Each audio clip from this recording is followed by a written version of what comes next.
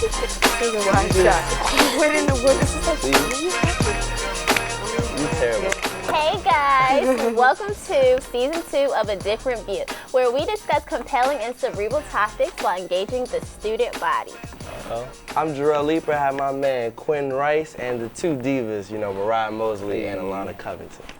That's me. Yes, coming up throughout the show, today we'll have a special guest to discuss black men in the media, and later on during Girl Talk with Khadejah, she'll bring a unique group of women to share their experiences. All right, so let's get right into today's topic, where we'll be cherishing our legacy.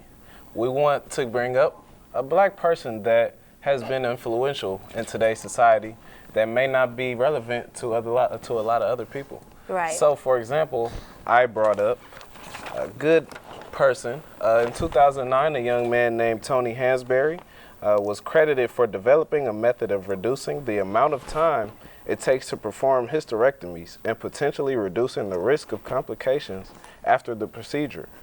At the time, he was only 14 years old. Wow. Oftentimes, he's been, a lot of people have compared him to the great Charles Drew, who was, responsible for the blood bank. Wow. So, it's a good way to relay old black history with some newer black history. What's his name again, Quinton? Tony Hansberry, the second. Tony Hansberry. Okay, so who wants to go next? Okay, I'll dig into it. The person that I selected was Andrew Young. Yes, and he's also known as Andy Young. That's what a lot of people call him sometimes. He was the ambassador of the United Nations, and he also served 2 terms as the Atlanta, Georgia's mayor, and he also cultivated Atlanta into the city that it is today. So as you all know, Atlanta is one of the most successful black cities. And he also played a role in Selma. I didn't get to watch the movie yet, so I don't want to spill anything. You remember him? Andrew Young? In Selma, it was Kingsman, it was Ralph, David Abernathy, and then Andrew Young. But I know, but which character was he on Selma? Like, who played, what's the real person? I don't know who's that. Who the person that played him. But he also joined the Southern Christian Leadership Conference, the SCLC, in 1961. Okay. And he also helped draft the Civil Rights Act of 1964 and the Voting Rights Act of 1965. So he's definitely huge. And I had the honor of meeting him last year. I was in his program. Wow. Yeah, and he selected several HBCU students, which you want to be. Girl. But the reason why I brought that up is because, we always talk about, where everybody's from, and I'm from the North, and I don't know why, I've never heard of him before. Right. So when I was going through the program, I was learning about him as I'm meeting him, and I'm like, whoa, I can't believe I never heard of him. He was one of Dr. King's, one of his homeboys. Right, that was his he right was hand in his crew. Right. Wow. I'm going to go. Okay, how many of you guys seen the movie 42? I love that movie. I have. I have it. Now, the Jackie Robinson I don't know story. why you have it, but you need to. Well, the main person that was with Jackie Robinson during this first season was Wendell Smith, the black journalist. Okay. And a lot of people don't know that because of his him covering every day, that was based off his accounts. So 42 is based off Wendell Smith's accounts of Jackie Robinson's season. Wow. Now, crazy thing is, he's an HBCU product. He went to West Virginia State. Okay. Now, when you look at it, it's not as much HBCU as it used to be. But yes, he went there. He was a sports editor. Like I said, Jackie Robinson, 42 is based off him. Right. And in 1994, he was elected to the Baseball Hall of Fame. It's a great year. Nice. Wow. 93 is better, but it's cool. Exactly. It's all love. It's all Right. love. 90s, Exactly. 93. All right, so I had Carter G. Woodson, the father of Black history. Right. Carter G. Woodson was born in 1875 in New Canton, Virginia, and was the son of former slaves. In 1907, Woodson obtained his bachelor's degree from the University of Chicago, in 1912, and he was the first African American to receive a doctorate degree from Harvard University. Wow. That's why I love my black people, because we're smart. But and he dedicated his career to the field of African American history, and everybody knows him as the one that started Black History Month. Yeah. But he also he was a journalist. That's what really brought my attention to him, because he was a journalist, so we have something in common. And he wrote several books, but the popular book that he wrote was The Miseducation of the Negro. Maybe we should all read it. Yeah, that would be cool. Okay. Didn't it start as a week, Lana? Yeah, it started off as a week. Yes, it sure did. I'm sorry, I skipped right to Black History Month, but because we are in Black History Month, but it did start off as a week. But then it lobbied to Black History Month, And he also had a scholarly publication called the Journal of Negro History, where he started that as well. So Wow. yeah, Wow. my man is thebomb.com. He's Did you just say my man? I mean, he's the father of Black history, Right. so without Yeah. him, So we know don't celebrate him, this know month. him. Right. No Yeah. man. Okay. I think this was really important because a lot of people, I don't want to say stay stuck, but we focus on Rosa Parks and MLK, Martin Luther Malcolm King. X. Right. So, and they're outstanding, but we want to dig a little deeper because we've accomplished a lot, A lot. as Black Sure have. leaders. Right. Yeah. Right. Because, I mean, some people, a little bit of Andrew Young, a little bit of Carter G. Woodson, you get as a child, in school and things like that. But, people like, Wendell Smith. I forgot his name too. You don't hear about people like that. That's somebody that's very important. And Yeah. then you got people that today, that can inspire over. young people Right. like us and even younger than us that can, inspire people to do great things.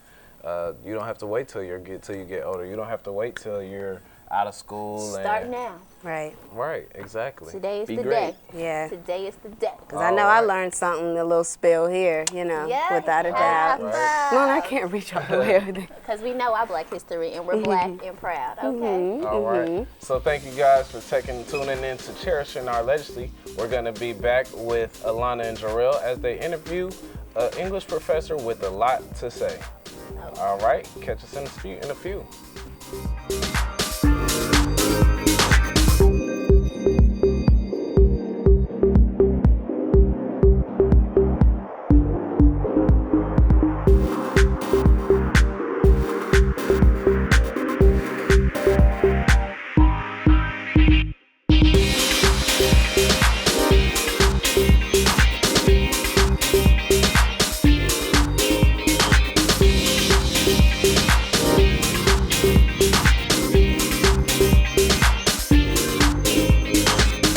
What's up, everybody? Welcome back to A Different View. Today we'll be discussing the Black man's image in the media.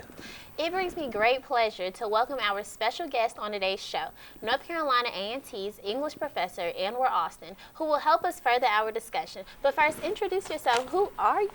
Good afternoon. My name is Mr. Anwar Alston. I'm an English professor at North Carolina A&T State University. I'm a father of 6 children, all by the same woman, and we started dating in 1992, and we've actually been knowing each other since 2nd grade. That's genuine love. That's right. That's that real MVP love. right That's there. that Black Thank you. love. All right, Okay. let's get straight into it. How do you think media today affects the stereotypes of every Black man wants to be a rapper, a ball player, or even a drug dealer because they see that fast-paced lifestyle with the money, cars, clothes, et cetera, et cetera?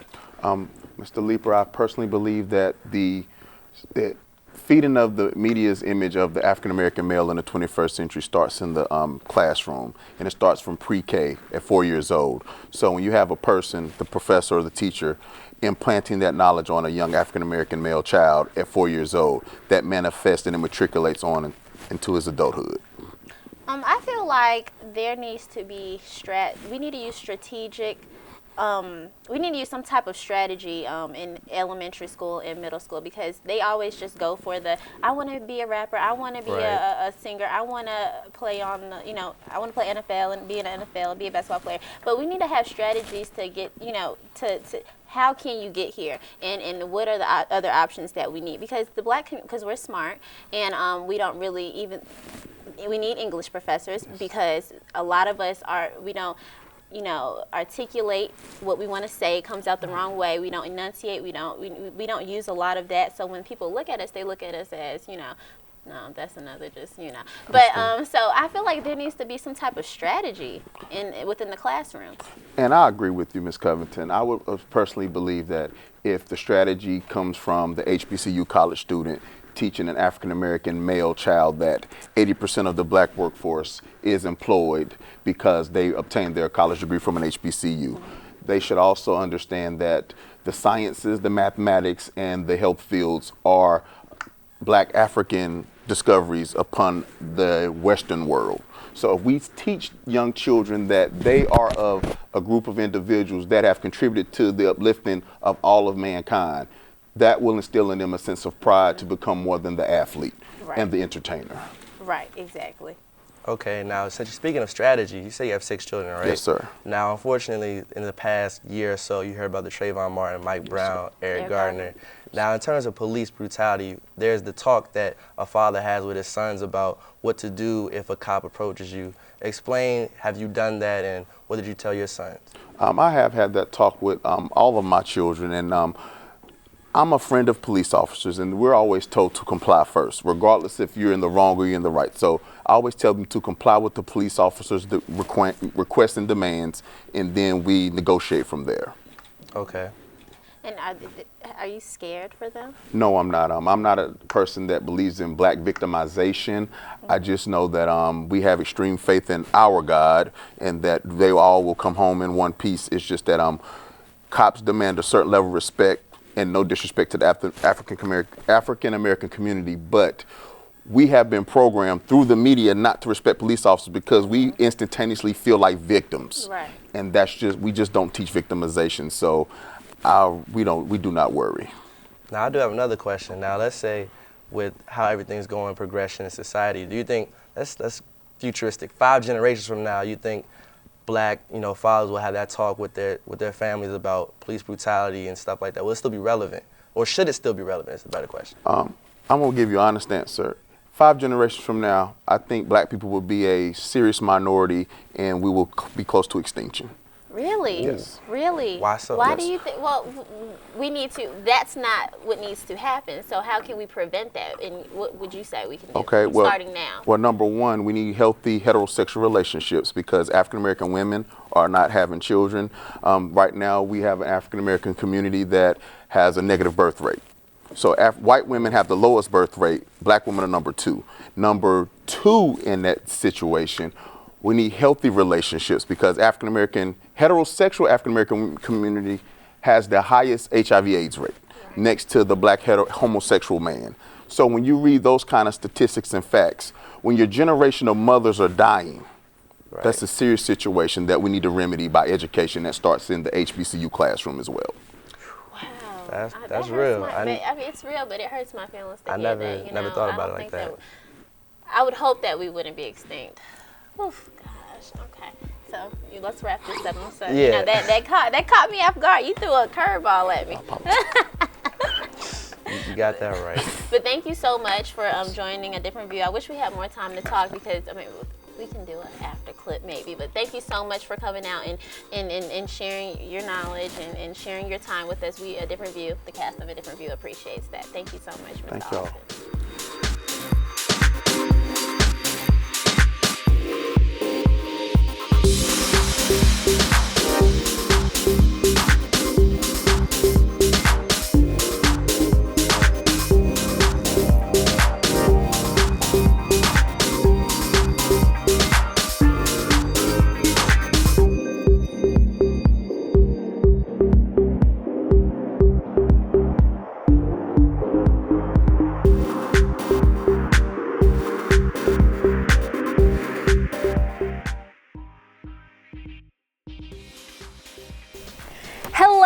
I'm Khadejah, and welcome to a new season of Girl Talk, where we empower self-love and positivity.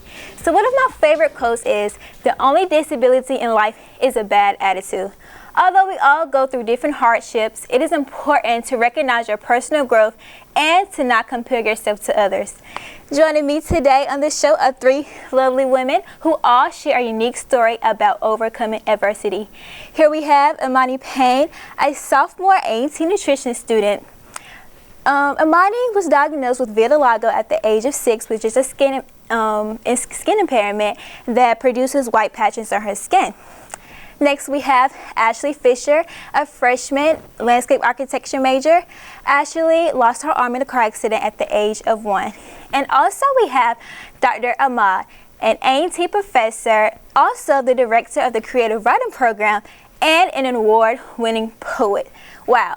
Dr. Ahmad lost her vision 12 years ago. So I just want to thank you ladies so much for coming on the show. It is a pleasure to have you all. How are you all doing today? Great. So the first question I wanted to ask was, how did you overcome challenges in your life, and what was your toughest struggle? My toughest struggle was when I turned about 16. I was ready to get out and get a job. Just kind of thinking about how certain people would take like getting food or something like that from somebody with vitiligo, because everybody doesn't know that it's not like contagious and things like that. Oh, yeah. But so how did you overcome that? Like, how did you get the confidence to, you know, go out and say, you know, not having people look at you that type of way? Because I know that can be a little bit uncomfortable. Yeah. So I decided, like, I'm not going into food at all just because I don't want to deal with that. But with, like, retail and things like that, you kind of just have to, like, let your personality shine. And yes, of course, because you have a wonderful personality. Thank you. You're going to have those people that ask questions, but just tell the truth and let them know that it's not, like, bad and nothing happens. Of course.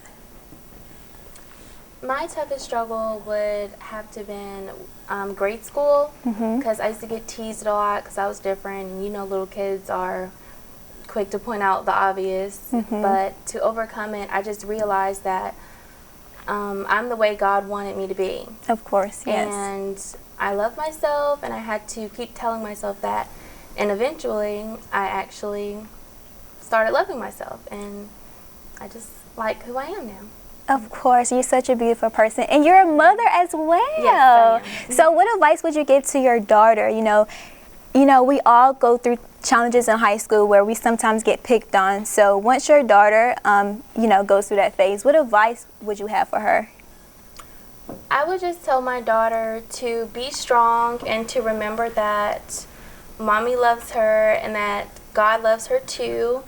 And God will never put you in a predicament that is too strong for you. Of course. So, Dr. Amaya, what were some challenges that you faced, and how did you overcome it? Well, one of the concerns was how to go back into the classroom. And as a teacher of literature, my world is a textual world. But without vision, how was I supposed to go ahead and do that? Wow, yes. And all the things that come with that. The other piece was how to navigate in a world where you can't see where you're going, and that's the only way you know to navigate. Yes, and you previously, you could see before, so how was that? What was that transition like, you know, being able to see and now being visually impaired? Well, that comes on kind of gradual. It varies from one individual to another, but when it ultimately happens, when you're in that place, I was very resistant to any training at all because I was having lots of denial. Because if I picked up the cane, if I learned Braille, it would signal to the world that I couldn't see. And one of the difficulties for a lot of folks entering the realm of disability is shame. That's one of the biggest setbacks for individuals, when you have the feeling of shame about your situation that you really can't do anything about. It didn't happen because you were bad. It didn't happen because you did something wrong. It's something that happens that's not in our control, and as Ashley said, or was it Imani, God wanted it this way. It's Yes, bigger Ashley. than us. It's bigger than us. Yes, wow, thank you so much for that. Okay, so what do you guys like to do for fun? You know, what do you enjoy doing in your spare time? Turning up. No. I like to shop. I love to shop. Oh yes, I love to shop too. And also, you know, just because I don't want people to think, I know you guys don't want people to think that just because, you know, you have something that others may not have, you want to look pretty too, you know, you want to dress up, and you're not any different. That's right. So yeah, what do you like to do for fun, Ash? I like to shop also. I love spending time with my family, and I like to turn up too. College students. And I like anything. I like school. I consider college fun, actually. And that's about it. Okay. What about you, Dr. Ahmad? Well, I'm an avid swimmer. Wow. Yes, and I bowl, believe it or not. Wow. We have a blind bowling league in town. You probably wouldn't know that. Oh, cool. And one of the things that in the beginning, I thought, oh, my life is over. I can't see stuff. I can't do this. I can't do that. I can't do this. And I traveled a lot. So I said, now I can't go anywhere. And then I was at ignorance. And so I contacted people who were their blind associations, and they tell you how to do things. There's training with the state agencies that teach you how to be mobile, how to cook, how to maintain your clothing, everything you want to know. And so they told me, they said, you can do these things. Right. And I went to a convention once. I was invited, and when I was in the state of Missouri, to the National Federation of the Blind. And I didn't want to go to the conference because there would be all these blind people. Mm-hmm. That was my feeling in the beginning. Mm-hmm. And so they said, we want to offer you a scholarship. I said, I'll be there. I know that's how they got me in the door. And I was amazed because everything, every aspect from the beginning to the end, from the keynote speaker all the way through registration, everything was done by a blind person. Wow. So that showed me something. I said, oh, I can do this. It'll just how I have to do it differently. I hadn't got to the concept of difference. Mm-hmm. I was thinking still as a sighted person, a sight-enabled person. Wow. So there's nothing that a person can't do if they can put their mind to it. There's a way to do just about everything, maybe differently. Wow, that is phenomenal. Thank you so much for that. Mm-hmm. So are there any stereotypes that people get wrong about you? About me? Oh, yes. Oh, she can't talk either. She can't hear. It's something that it's kind of a reflex that people have. They think because you have one disability that everything else about you is disabled as well. So someone will come upon me and they'll start talking to me and they'll talk real loud. Say, oh, I can hear. You know, I'm just only blind, that's all. Okay, what about you, Ashley? Same thing, not the hearing thing, but people like to help me a lot. And what some people fail to realize is I lost my arm when I was 1, so so you're kind of used to how, yes, you know, taking care of yourself by your own. You do your hair, which is beautiful. You Thank do your you. makeup. So is it a challenge for you to take care of your daughter? It was a challenge at first, but eventually I just learned how to do things. Same thing as taking care of myself. It just came to me. Okay, thank you so much for that. Okay, so before we conclude, what is one thing, you know, what you want our viewers to know about your story? You can go ahead and start, Imani. What is one thing, you know, you want everybody to know about your story and what to take? I feel like the greatest lesson I got from having vitiligo is that once you accept your flaws, no one can use them against you. That's my favorite quote. But yeah, if you accept what's people would consider wrong about you, then you're good. Yes, definitely. Absolutely. And what do you hope people take from your story, Ash? You can do anything you put your mind to. And you, Dr. Ahmad? We can all stumble. We can all fall. The thing to do is to find a way, some kind of way to get back up. Yes. And you can make it. Yes. Well, I just want to thank you all so much for coming on the show and sharing your story. I am very sure that everybody took something from it. And, you know, you've inspired me as well. You know, no matter what we face in life, we can always get up and go, even though, you know, we may run into some stumbling blocks. So thank you, ladies, so much. You're beautiful. You're intelligent. I look up to you. You are phenomenal. Thank you all so much for watching Girl Talk. Tune in next time where Miss Black North Carolina 2015 will share her story. See you next time.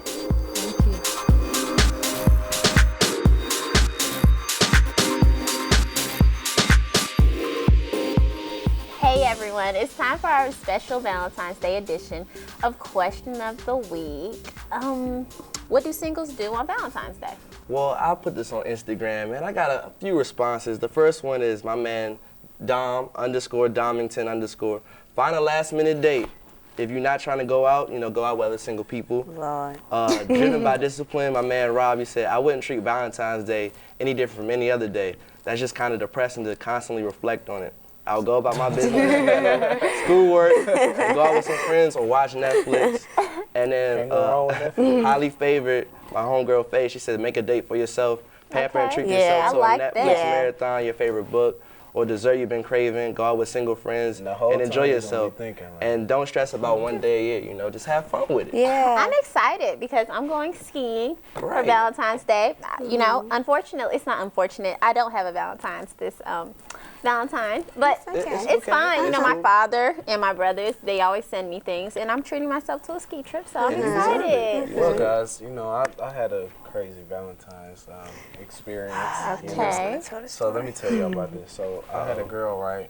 So, you know, I got her some shoes for Valentine's Day. Okay, okay. And I just thought they was the flyest kicks ever. Like, I'm like, oh, snap. And so I bought her these kicks, you know, I thought they was fly. And so I was going to ask her to be my Valentine. So I wrote on a sticky note, would you be my Valentine? I put the sticky note in the shoes, and then, you know what I'm saying, she never opened them. She never opened the shoes for real. Like, I saw her, I gave it to her. She kind of like, we went out to eat, or you know what I'm saying, did whatever, and then came back. But then next day, you know, she had some different shoes. And I'm like, what happened to the shoes? She like, I exchanged them for another pair of shoes. And I'm like, did you get the note that was in the shoe? And she's like, what? And I'm like, wow. You should just put them on the box or something, honestly. It was supposed to be, that was like extra. I get it, cute. I Even get if it. she did open the that's box, what I get for trying to be creative. You know? Yeah. That's what I get. So you're never going to be creative again after that story? No. Okay. That's sad. She just going to get a normal card and a normal card. And a flower. A normal card. Just one flower. Some chocolates. Maybe. Ooh, dang, she not worth the I might eat the ones with the caramel. Anyhow, so you guys, you went on the streets on Auntie's campus and you got to get some interviews. And let's take a look at that package. Let's see how that went.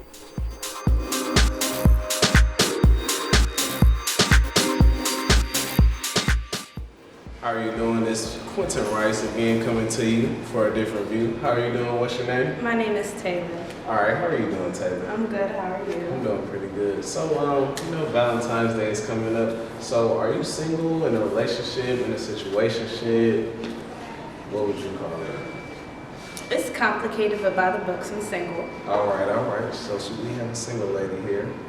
So, what are you doing for Valentine's Day? Do you have any plans? I'm going skiing on the ski trip. Oh, that's fun. Is your, well, she's single, so I guess she'll be single on the ski trip. All right, thank you. I appreciate it. This is probably going to be the first, this is the first Valentine's Day I've been by myself in a minute, but I'll probably catch up with somebody who's single, go catch a movie, take her to dinner, something like that. Really? Yeah. Oh, you're a good single Valentine. Yeah, man. It's Valentine's Day. And I'm here with Jasmine Lawrence. How are you doing today? Pretty good. Doing pretty good. All right, so Valentine's Day is coming up. What is your status right now? Are you single, in a relationship, situationship? I actually am single. Single? Wow. Yeah. Oh, single ladies. So, what do you have? Do you have any plans for Valentine's Day with you being single? I'm actually going to a singles conference for Citadel Campus Ministry, so I'm going to get cuffed by Jesus. Praise the Lord. Get cuffed by the Lord real quick, huh? That's the best relationship you can have. Right. All right. So also, well, since you are single and you're going to go to the singles, you're going to be doing some singles things on Valentine's Day. What would your ideal Valentine's Day date be, or how would that day go for you? I mean, if I were doing a day, I would like something adventurous. You know, the guy would take me, go-karting, bowling, laser tag. Get some activity going. Exactly. Have fun. Just relax, just chill. Oh yeah, most definitely. As you can see, you don't always have to be taken in a relationship, cuffed up, booed up to have a great time on Valentine's Day. That's right, London. So for those that are single or in a relationship, I hope you all have a good Valentine's Day. From me and the Different View crew, I'm Q. I'm Alannah signing off.